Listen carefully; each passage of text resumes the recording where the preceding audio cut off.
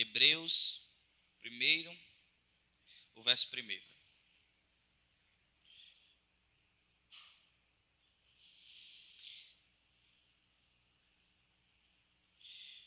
Amém? Que diz: havendo Deus antigamente falado muitas vezes e de muitas maneiras aos pais pelos profetas, a nós falou-nos nestes últimos dias pelo Filho. Amém? Somente este verso. Na semana passada, nós estivemos observando essas muitas maneiras pelas quais Deus falou. Nós vimos pelo menos duas delas. A primeira, que é a teofania, que é quando Deus aparece às pessoas. São aqueles textos que dizem assim: apareceu o Senhor a Abraão, apareceu o Senhor a Moisés, apareceu o Senhor a Jacó. E nós vimos o porquê dessas aparições de Deus serem tão comuns naquele período e não tão comuns hoje. Por que eu até usei o exemplo das vezes que a gente está orando e queria que Deus aparecesse e sentasse ao nosso lado. Então, nós vimos o porquê que essas coisas e esses acontecimentos não estão tão presentes hoje como foram no passado. E nós vimos o como Deus precisou agir assim no passado, e hoje nós já temos a palavra de Deus que tem a sua vontade, e Ele não precisa mais aparecer e ficar nos dizendo a sua vontade, pois ela já está aqui e nós temos acesso a ela, de forma que Deus não precise mais ficar aparecendo a todo momento e dizendo qual é a sua vontade. E logo depois disso nós vimos algumas coisas sobre profecia, como Deus muda o modo de falar. Há um momento na própria Bíblia que Deus já não está aparecendo tantas vezes mais, mas agora Ele está enviando pessoas a falar. E eu falei dessa diferença entre a teofania e a profecia. E eu vou falar mais uma vez bem rápido, só para a gente relembrar.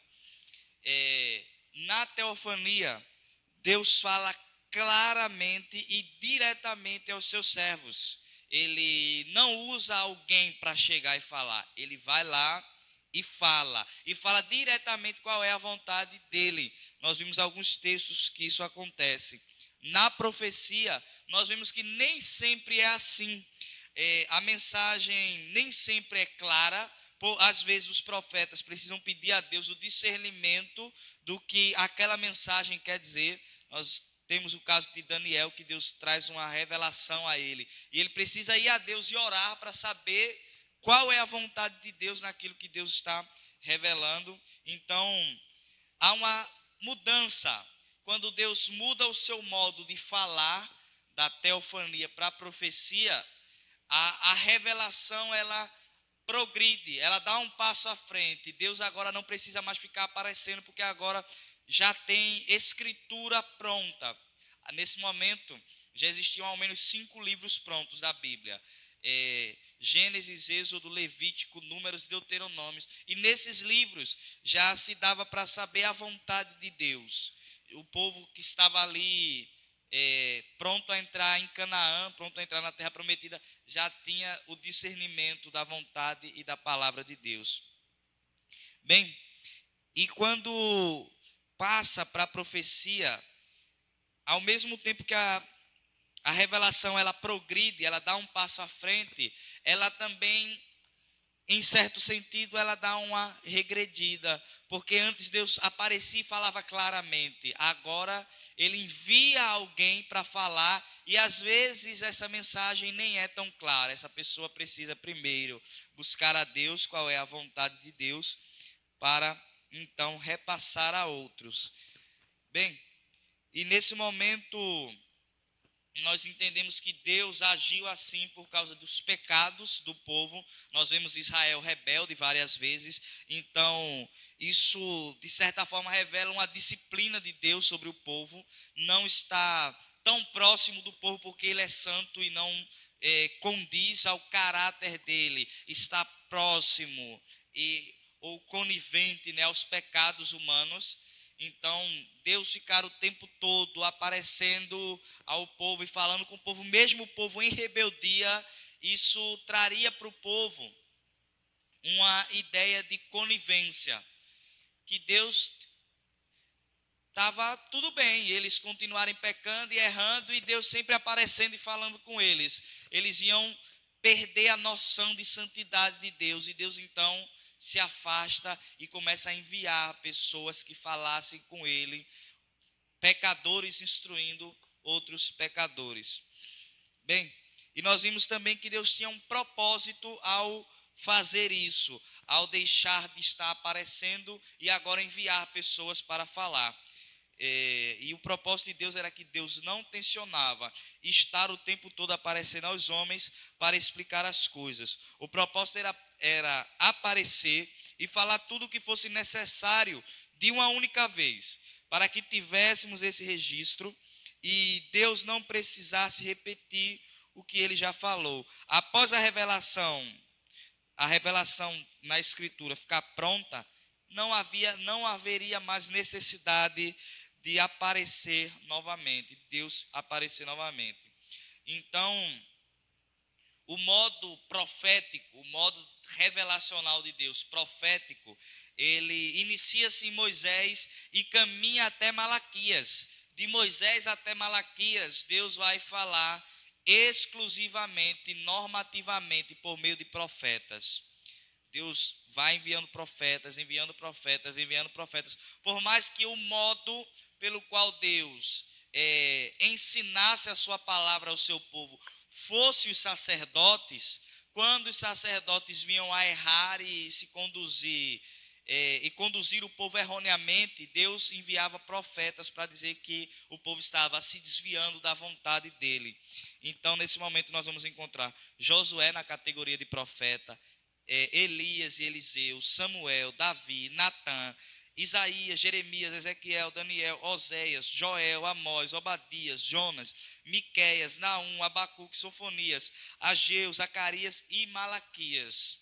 Mesmo não estando completa essa lista, esses são alguns homens pelo qual Deus fez o povo conhecer a sua vontade. E perceba que agora, nesses termos aqui, Deus já não aparece diretamente às pessoas, mas Ele está enviando gente para falar. Um dia, Davi, o rei Davi, ele teve um problema. Ele caiu em adultério com uma mulher que era esposa de um dos soldados do seu exército. E ali ele arma um plano e acaba por matar o seu soldado, um dos importantes soldados do seu exército. Ele acaba por matar aquele homem, faz uma emboscada para que aquele homem acabasse morrendo na guerra. E Deus envia um profeta para falar com Davi, o profeta Natã. E Natã disse: eu tenho uma mensagem para você, Davi. E começa a montar uma parábola para Davi. Começa a dizer assim: um certo estrangeiro veio visitar uma terra. E chegando naquela terra, ele encontra dois homens naquela terra. Um muito rico, cheio de muitas ovelhas e muito gado, e outro pobre. E esse pobre só tinha uma ovelhinha, uma cabritinha, que ajudava ele nos trabalhos pesados que ele fazia ali. E ele criava ela como se fosse uma filha, uma pessoa da casa. Ela até dormia junto com ele no cômodo dele, porque ele criava ela como se fosse uma filha, era o animalzinho que ajudava ele. E quando esse estrangeiro chega, esse homem rico vai fazer uma festa para comemorar a chegada desse estrangeiro. Faz um banquete para recepcionar aquele estrangeiro.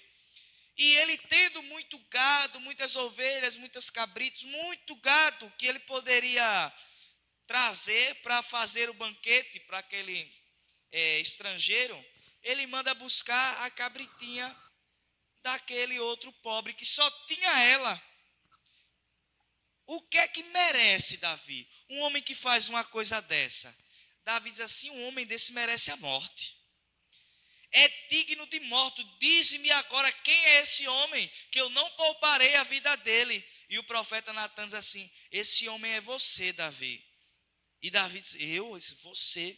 Você tinha todo Israel que você poderia escolher uma moça para você. Por acaso, qual é a moça daqui de Israel que não ia querer casar com o rei? Que não ia querer ter o rei como marido? Ele disse assim, é verdade. Ele disse assim, e sabe quem é que você foi escolher para ter para você, Davi? A esposa de um rapaz pobre, de um rapaz perdido, fiel a você, comandante dos seus exércitos. Foi essa que você escolheu. E tomou ela e acabou matando ele. Qual é a sua sentença, Davi? Diz assim, a minha sentença é a morte. Pois tendo eu todo Israel e podendo escolher dentre ele, eu procedi dessa forma. E então Natã dá a sentença que Deus havia dado para Davi. Diz assim, você não morrerá, mas o filho que nascer do ventre dela, porque ela acabou engravidando dessa relação que eles tiveram, diz assim, o filho, ele morrerá. E Davi começa aos prantos diante do Senhor, pedindo pela vida do menino, mas não teve jeito, o menino adoeceu e morreu. E a profecia continua e diz assim, e eu suscitarei a espada de dentro de sua própria casa. E mais na frente nós vemos que dentro da própria casa de Davi se levanta um filho dele que conspira contra o reino dele, persegue ele, e se eu tivesse conseguido alcançar, eu teria matado. E nós vemos que nessa ocasião, como Deus enviava profetas e falava com os profetas a respeito da palavra dele. E como era difícil ser profeta. Num texto como esse, eu usei esse texto exatamente para a gente ver a dificuldade do profeta. Deus fala com o profeta e o profeta tem de entregar agora a mensagem problemática. Natã tinha que entregar essa mensagem para o rei. Pense no problema. O rei mandou matar o soldado que não fez nada. O soldado não fez nada a ele, o soldado chegou. Quando ele descobre que a mulher é esposa do soldado, e descobre quem é o soldado, e os soldados estavam lá na guerra, diz assim, manda buscar ele, para que ele vá para a casa dele. Aí eu digo a ele para ele descansar um pouco lá na casa dele, né? E aí ele vai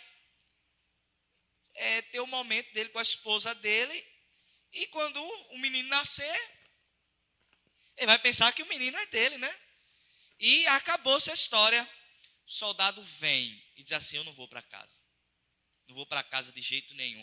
Eu não tenho como ir para casa com a situação que a guerra está. Eu em casa descansando e os meus companheiros de batalha lá, alguns morrendo, outros sofrendo a dificuldade que a batalha. Eu não descansarei enquanto a batalha não estiver resolvida. Ou nós ganharmos ou perdemos. Até que a batalha esteja resolvida, eu não vou para casa. E Davi insistiu com ele, vai para casa, rapaz. Descanse um pouco. Não vou para casa.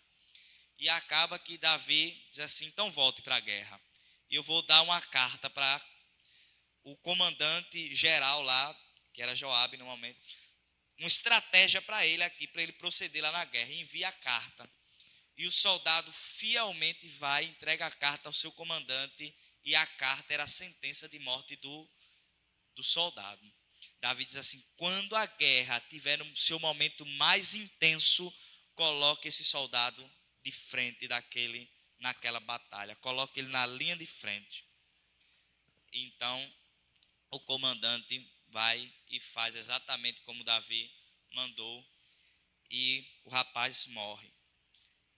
Aí Deus diz assim, olha, Deus fala com Natã e diz assim, vai lá e anuncia essa mensagem a Davi. Diz que o que ele fez foi mal.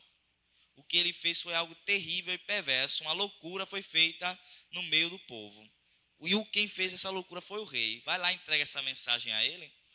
De que haverá recompensa pelo que ele fez, pelo mal que ele fez. Eu fico imaginando, Natã procedeu de uma forma incrível. Porque a parábola que ele monta é de uma sabedoria fora do comum. Você chegar para o rei e começar a contar uma historinha para ele dizer assim, olha, veio um estrangeiro E um homem rico daquela cidade foi fazer uma festa para ele e tinha um pobre rapaz, só tinha um cabritinho. E ele manda pegar o cabritinho daquele rapaz pobre para comemorar. E o rei, vendo aquela história, diz assim, não, um homem desse só merece a morte. E aí agora o profeta diz assim, esse homem é você. A estratégia que você tinha de trabalhar para poder trazer a mensagem que Deus mandava trazer, e principalmente a pessoas nesse calibre. Quando Deus começa a falar por meio de profetas, e então começa o período dos reis, os profetas, eu tenho plena certeza que temiam muito falar algumas mensagens, porque o rei tinha em suas mãos o poder da morte deles, e a qualquer momento eles poderiam morrer. Hoje nós temos liberdade de pregação, esses homens não. Esses homens por vezes tinham que pregar o que era difícil para os reis ouvirem, e os reis poderiam matar eles a qualquer momento. Ainda assim eles tinham de ser fiéis à mensagem que Deus lhes dava.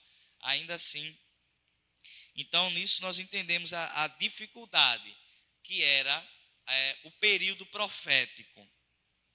Por que eu contei toda essa cena, né? Para incluí-la em nossa aula. Porque hoje há um levante profético. Como assim um levante profético? Existem muitas pessoas que se organizam e se dizem profetas. Mas quando a gente vai analisar a Escritura, os profetas, eles não perduram para sempre. O modo de revelação profético, a profecia, ela não perdura para sempre, ela não se mantém para sempre. Os profetas têm um começo, um meio e um fim. E nós entendemos pela Escritura que a mensagem que os profetas por vezes recebiam era uma mensagem que estremecia o coração desses homens. Como eu contei nesse caso, esse é um dos casos.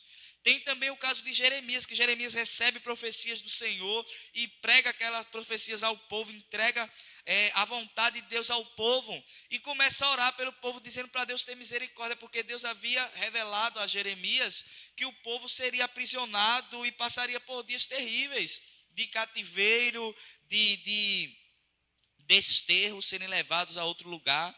E seriam dias terríveis para Israel, e como consequência do próprio pecado do povo. E Jeremias começa a orar pelo povo, orando pelo povo. Deus, tenha misericórdia desse povo, não permita que suceda assim, tenha misericórdia, traz arrependimento para o coração desse povo, para que eles creiam. Aí Deus disse assim, Jeremias, para de orar, Jeremias. Eu não vou ouvir, Jeremias, eu não vou ouvir. Eu não ouvirei. E Jeremias lá orando e chorando. E nisso é conhecido Jeremias como profeta chorão. Porque ele orava e chorava diante do Senhor, porque ele sabia que o mal era muito grande. E disse assim, Jeremias, para de orar, eu não vou ouvir, eu não vou ter misericórdia desse povo. E tem um dia que Deus decide revelar a Jeremias o que é que o povo pensava de Jeremias. Assim, Jeremias, você está orando muito por esse povo, né? Jeremias, com certeza. Vou contar uma coisa aqui para você, Jeremias. Enquanto você está aqui orando para eu ter misericórdia deles, eles estão lá fora pensando uma maneira de matar você, Jeremias. O que é que acontece? Jeremias continua orando pelo povo.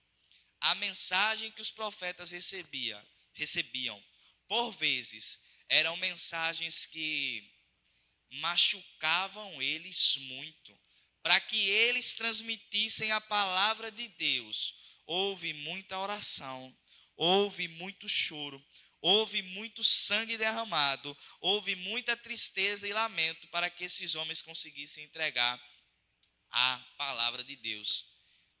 Comparação. O levante profético moderno é abençoador. Já perceberam? Não vem nenhum profeta para profetizar igual esses profetas profetizavam. Chegar para falar para alguma autoridade assim, você está todo errado e merece a morte. Não tem. Os profetas dizem, a bênção vai chegar na tua vida. Sabe? O levante profético hoje, ele é muito mais direcionado a um momento de bênção, a um momento de vitória, do que realmente de fidelidade a Deus. Se você lê os profetas, todas as vezes que os profetas se levantavam, eles se levantavam e a mensagem dele era uma mensagem dura, uma mensagem ruim. Por que Deus levantava profetas? Deus levantava profetas em apenas uma situação: quando o povo se desviava do caminho. Não havia um profeta que era levantado em um momento muito bom da nação. Em um momento espiritualmente bom da nação, quem ensinava o povo eram os sacerdotes. Os sacerdotes abriam a lei e ensinavam a lei aos homens. Era assim que Deus procedia. Os sacerdotes eram os homens do ensino do povo. E quando eles se desviavam e começavam a ensinar coisas erradas, então Deus levantava um profeta para corrigir o que estava errado, para que o povo retornasse ao caminho certo. Então, eu venho montando esse caminho para que a gente perceba como o movimento profético moderno, ele está distante do que a Escritura realmente ensina. A Escritura não ensina profetas o tempo todo: a tua bênção vai chegar, a tua vitória está logo na porta, sabe? Essas coisas que comumente acontecem. E eu sei que cada um de nós aqui temos uma experiência dessa, de vermos: a tua chave vai chegar, e coisas desse tipo.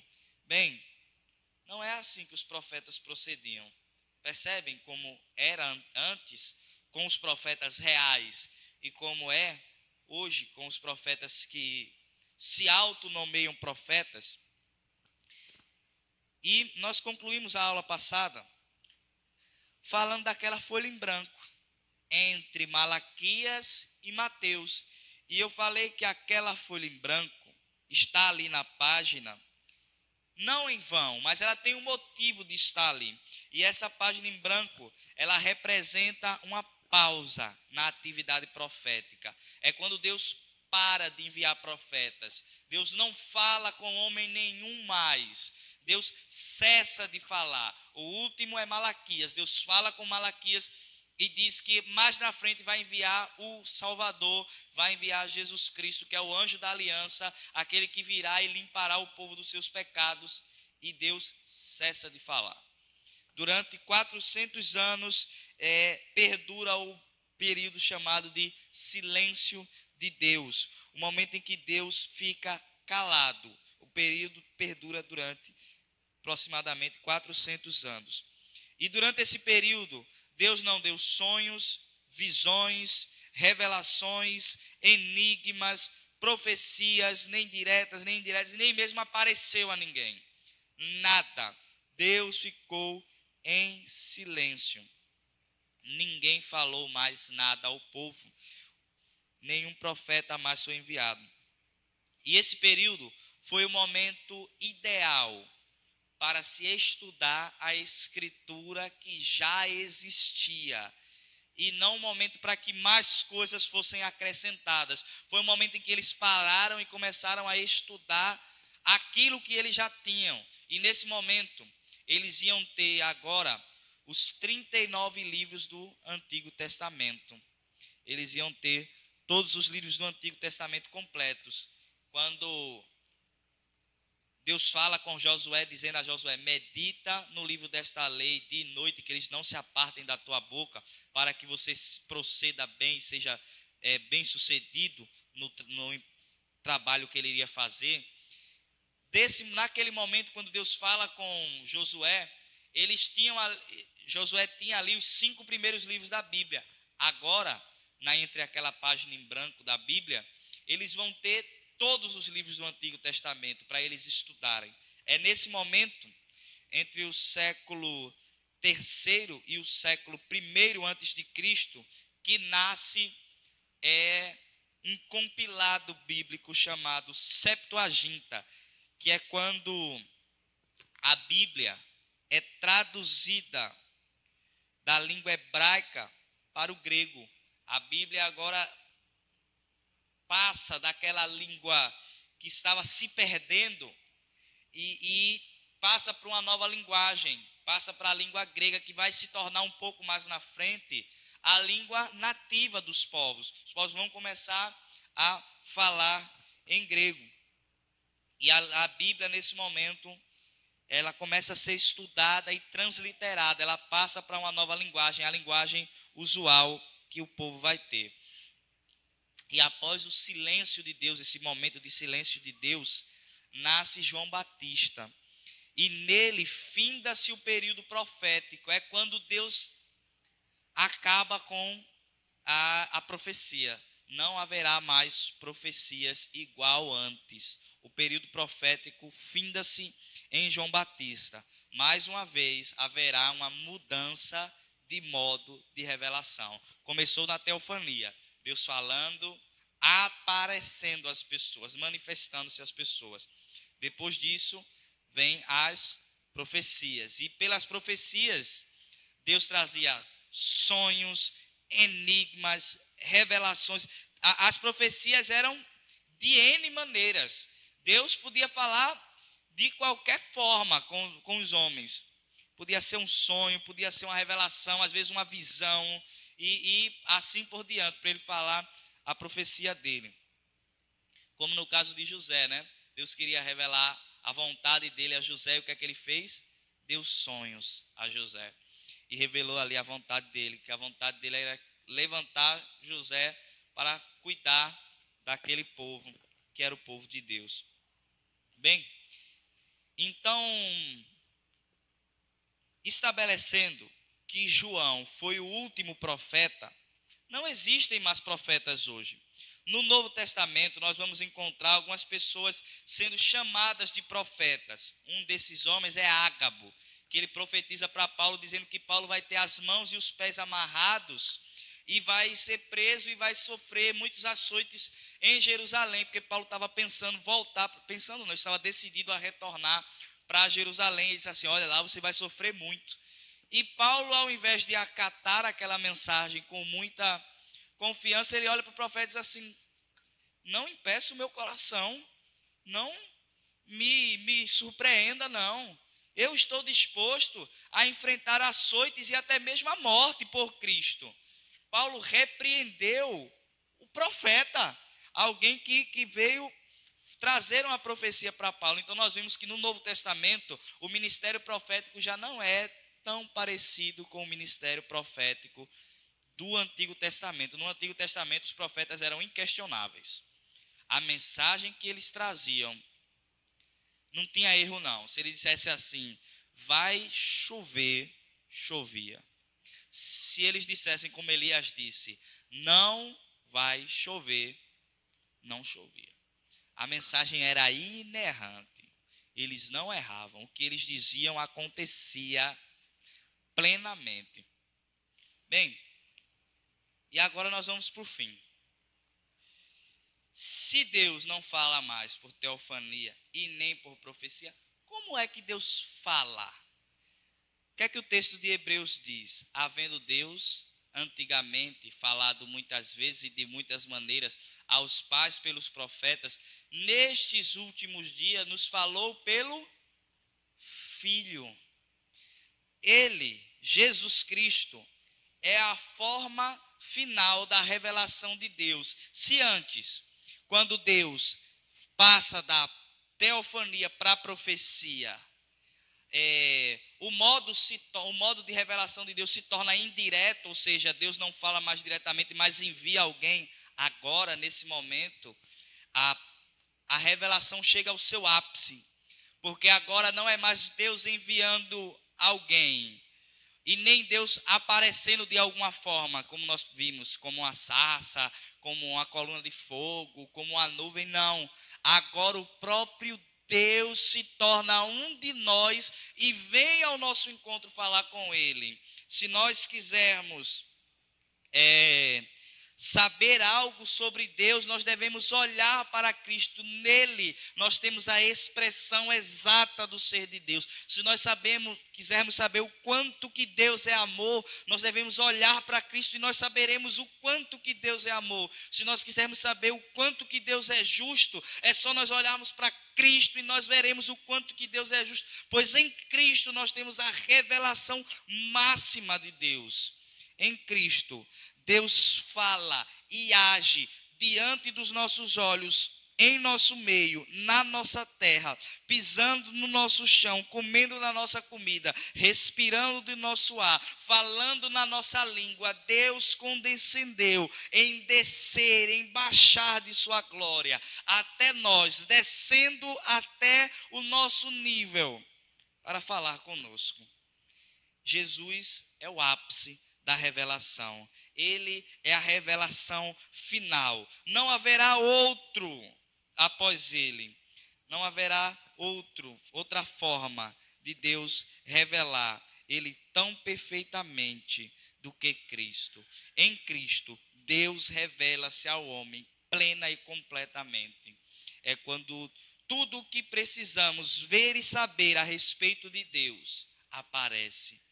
Agora, Deus não envia mais homens, Ele mesmo vem ao nosso encontro. Ele mesmo vem até nós. E o texto que vai falar sobre isso é ainda lá em Mateus. Mateus, verso 17, 5.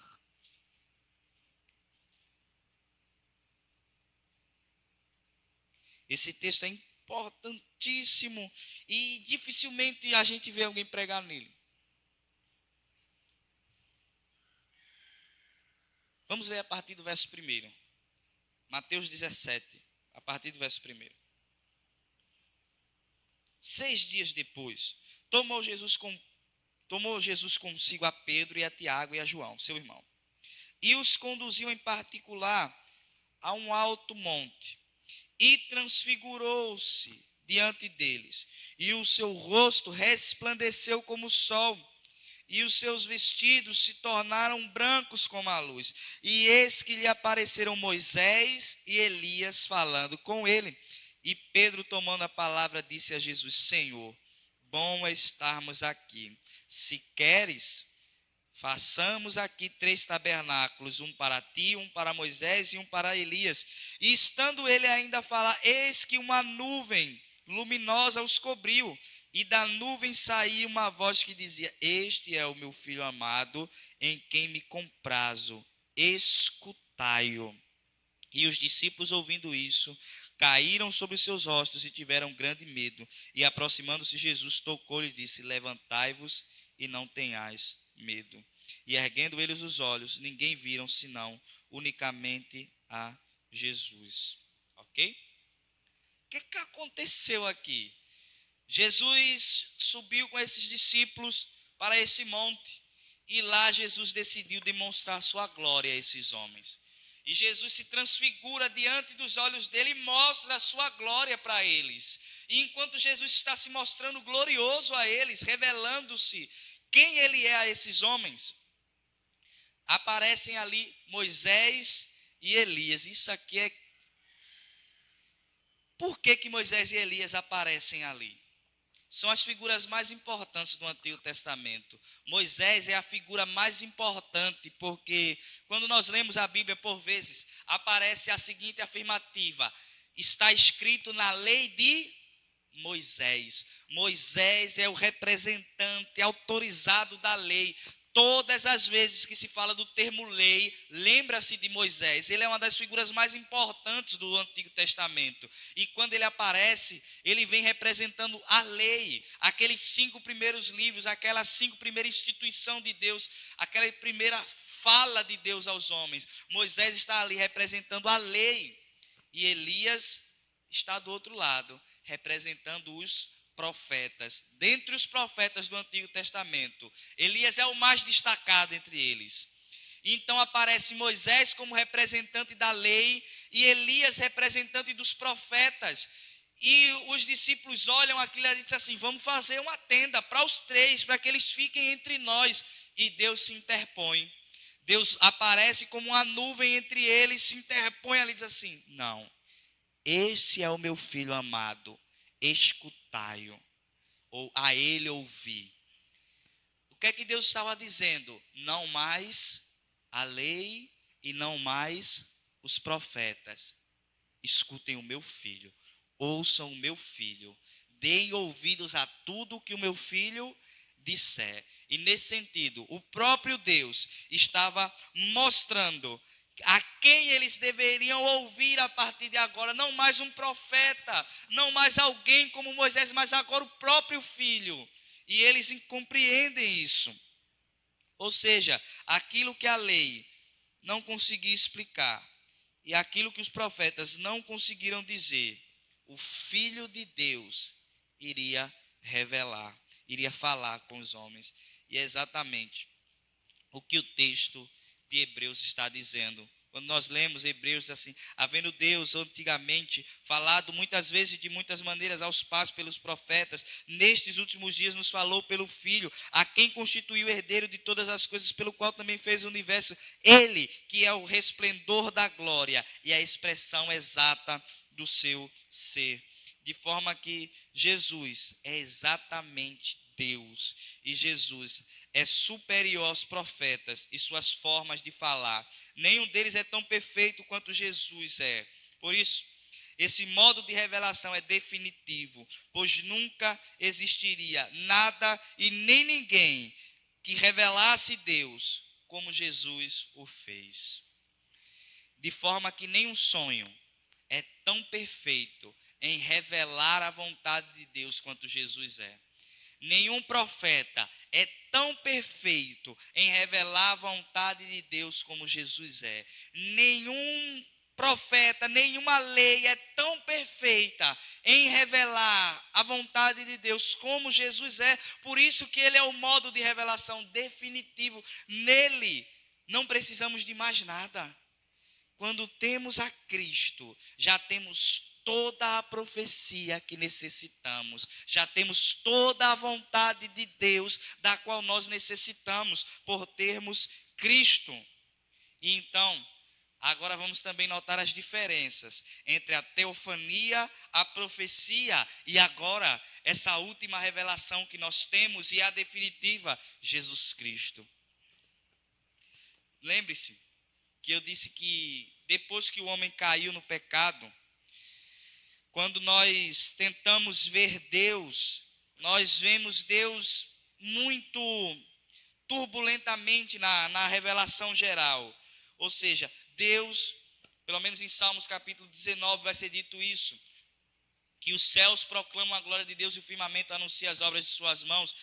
Então tudo que Deus criou revela a Deus. Mas após a queda, os nossos olhos se tornaram embaçados para contemplar, apreciar e glorificar a Deus por meio do que Ele criou. Mas quando nós olhamos para Jesus, não é como por um espelho quebrado. Já tentou se olhar no espelho quebrado? Dá para ver, mas é tudo muito complicado de se entender. Está tudo muito estilhaçado. Mas quando nós olhamos para Jesus, olhar para a criação sem Cristo é olhar para o mundo como por um espelho quebrado. Nós sabemos que foi Deus que criou, mas é tudo tão embaçado, tudo tão distante. Mas quando nós vemos Cristo, não é como olhar para um espelho quebrado. Nele, nós vemos um espelho intacto, nós conseguimos ver plenamente e ver Deus do jeito que Deus é. Nele nós vemos Deus exatamente como Deus é.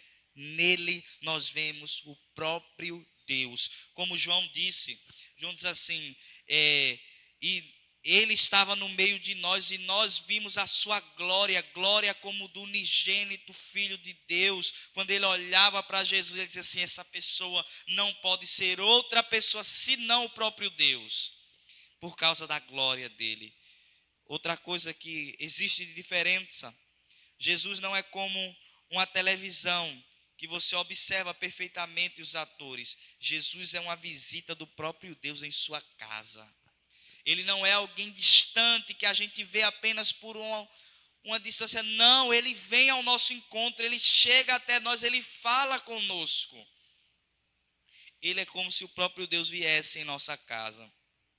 Bem, na transição entre teofania e profecia, nós vimos que houve um progresso da revelação, mas houve também na revelação um regresso. Ela tornou-se indireta, mas em Jesus houve um progresso infinito. Agora nós não precisamos mais de homens ou de qualquer outra coisa. é impossível mensurar a diferença entre os outros modos de revelação em Jesus. Se Deus aparecia por meio de uma nuvem, agora nós vemos Deus diante dos nossos olhos, na pessoa de Jesus. Se antes Deus aparecia por meio de uma sarça ardente, agora é o próprio Deus falando conosco, tocando em nós. Se antes Deus enviava alguém, agora é Ele mesmo quem fala. O que é a Bíblia? Nesse momento nós podemos perguntar o que é a Bíblia, a partir dos modos de revelação.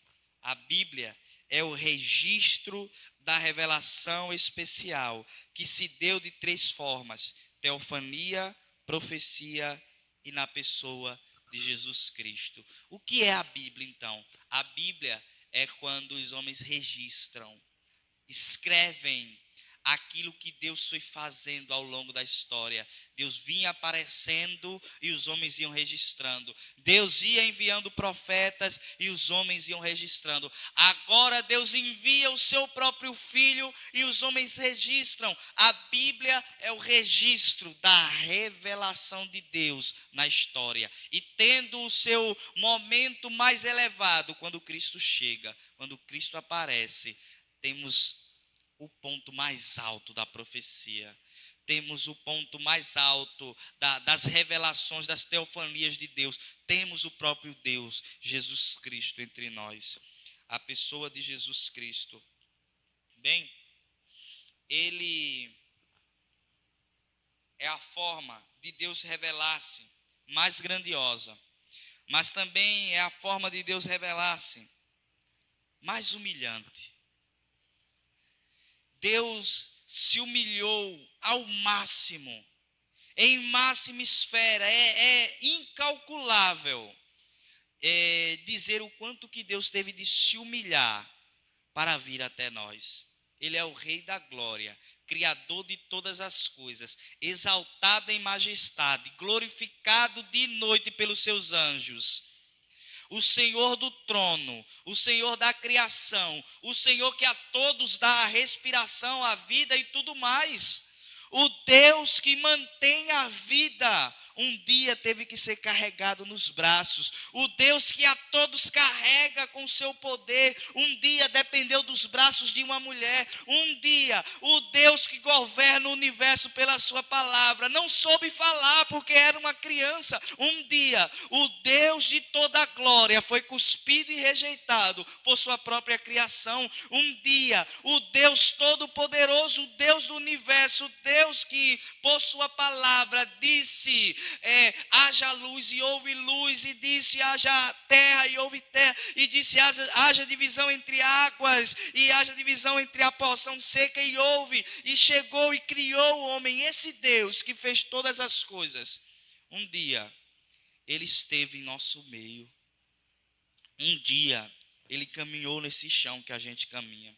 Um dia ele respirou esse ar que nós respiramos. Um dia ele ouviu as palavras que nós ouvimos. Um dia ele se comunicou como nós nos comunicamos. Um dia ele abraçou como nós abraçamos. Um dia ele chorou como nós choramos. Um dia ele descansou como nós descansamos. Um dia ele cansou como nós cansamos. Ele se tornou homem.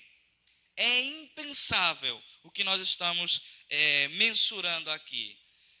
Talvez a imagem mais simples que nós possamos ter é o rei que vive em sua cidade real, em seus palácios gloriosos, sempre andando em carruagens esplêndidas, sempre sendo levado em glória por cortejos grandiosos. Vi a uma comunidade pobre ter que descer dos seus carros e pisar na lama e andar entre o meio de pessoas que não o glorificam. Talvez essa seja a imagem mais turva que nós tenhamos de ter. Mas não estamos falando de um rei humano. Estamos falando do rei de toda a glória. O rei da terra e céus. Ele teve de descer do seu trono e pisar em nossa lama. E chegar até a nossa situação. E sendo ele santo, teve de conviver com pecadores. E sendo ele o Deus de toda a glória, teve de ser humilhado. E por que Deus desce até nós? Para revelar-se a nós, para mostrar-se a nós, para dar-se a conhecer a nós, para que por meio dele obtivéssemos a certeza de nossa salvação, de que Deus tem hoje alegria em nós. Foi a maneira mais humilhante que Deus teve de se revelar aos homens, é fazer com que ele saísse do seu trono e chegasse até essa terra. Ele se humilhou, ele esvaziou-se, para utilizar a linguagem de Filipenses, ele esvaziou-se de sua glória, esvaziou-se de si mesmo, até chegar à nossa situação, para nos falar, para se comunicar conosco. E entenda bem isso aqui. A Escritura é o registro disso. A Escritura é quando nós encontramos a fala última e final desse Jesus Cristo para nós, dessa revelação magnífica de Deus para nós, da revelação do próprio Deus pisando em nossa terra, está aqui na Escritura. E toda essa humilhação que Deus teve de fazer de si mesmo, ela não tem valor quando os crentes pegam a sua Bíblia e, ao invés de lerem ela, rejeitam ela e ficam olhando para o céu e dizendo assim: Jesus, fala comigo. Não é que ele não possa falar, é que ele já se humilhou a tal ponto de falar. Certa feita, eu estava conversando com um jovem no trabalho. Rapaz, ele era novato na empresa, cristão. E ele, conversando, eu disse assim, pergunta vai, pergunta vem. Ele disse assim: você já leu a Bíblia? Eu disse: já. Ele disse assim: você? Ele disse assim: eu nunca li não. Eu disse assim: nunca li. Tá bom, tem muito crente que nunca leu a Bíblia completa, tudo bem. Ele disse assim: é porque o meu pastor disse assim para mim: ninguém nunca vai entender a Bíblia toda, que se entender, morre. Eu disse assim, aí, meu amigo, aí é complicado.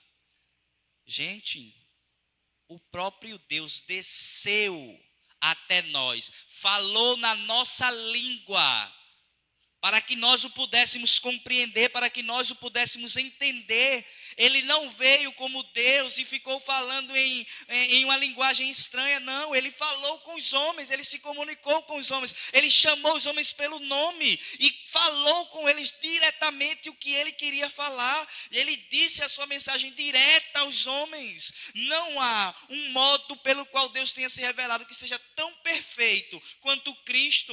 Ele veio e falou em nossa língua. E aqui seria um absurdo da gente pensar que Deus teria todo esse trabalho e toda essa humilhação em vir até este lugar e falar tudo o que ele falou e fazer tudo o que ele fez, se nós nunca fôssemos entender. Qual seria o sentido? Ele disse assim: eu vou lá na terra confundir todo mundo. Eu vou lá na terra, vou descer, vou virar homem, vou revelar toda a minha vontade a eles. E ninguém vai entender nada. E quando eles entenderem, eu mato. Porque quando entender, morre. Isso faria sentido, meus irmãos? Não faz. Não faz sentido. Na Escritura, nós vamos ter o meio de revelação de Deus mais claro, óbvio e objetivo que Deus tinha para nos revelar. Com isso.